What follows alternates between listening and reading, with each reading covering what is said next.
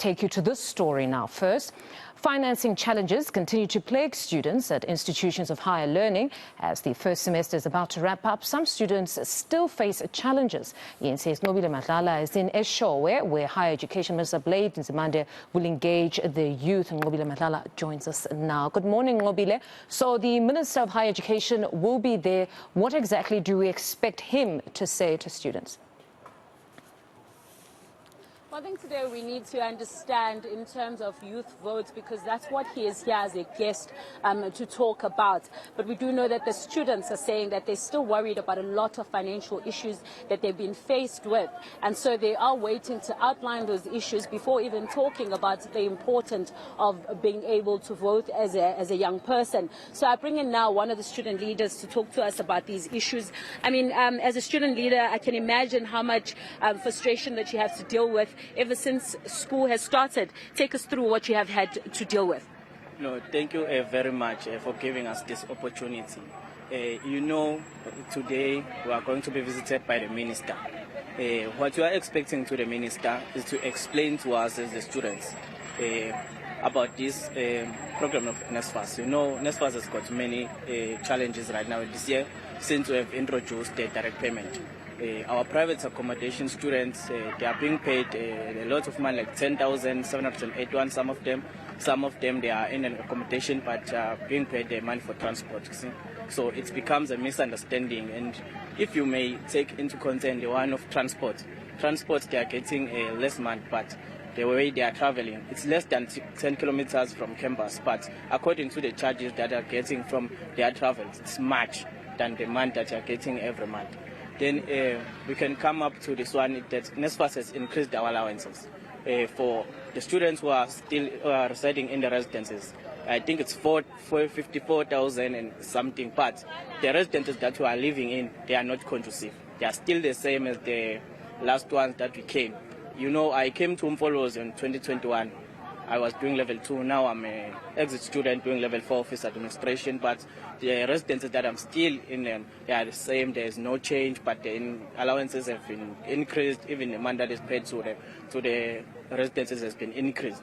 Also, you know, the catering that we are eating inside the residences, it's not right at all. Even if you can change the menu, it can go. You will never find a good food. Sometimes you'll find that maybe the food is not right. Sometimes awuvuthiwe nje samukudla. Manje sina singasazi noma it because of abakhokhelwa noma or something, but I think maybe something must be done. But in terms of minister, we want minister to address us what is happening about NSFAS. Our students namhlanje siyamsemakhaya, but mabebuya sazi bazohlala kuphi because imali yabo ayingenile abanye babo. And banning abangangenile from private accommodation, while laba bahlala ngaphakathi inside the residences bayayithole yabo. And twice for 2 months, and you can imagine ukuthi njengoba nje sizoqala April, it's the 4th month since sise college this year, but our students are still abakakhokhelwa namanje. So how can you be in class uzodlani ngaphandle uhlala emqashweni uzohlala kuphi? Because you know ukuthi ama landlords, they always, if befuna imali yabo wena, whether NSFAS has paid or NSFAS has not been paid, you know? But I think maybe if the one of NSFAS accreditation in terms of ama landlords, maybe it could work if introduce even nala employees, because maybe ama landlords kuzoba ngcono xa ikhokhelwa ngeNSFAS direct kunokuthi kube ngumfundi ukuthi landlord ilinde umfundi azazofika azomkhokhela. Then that could help us as SRCs that ama student wethu angaba right, because you'll know ukuthi landlord is going to be paid by NSFAS, then you'll talk to NSFAS, not to the student. And the minister, of course, is going to look at the youth vote today. Tell us a bit about our students. How do they feel about that? You know, when it comes to voting, we are all the youth of South Africa as the students, and we are the future leaders.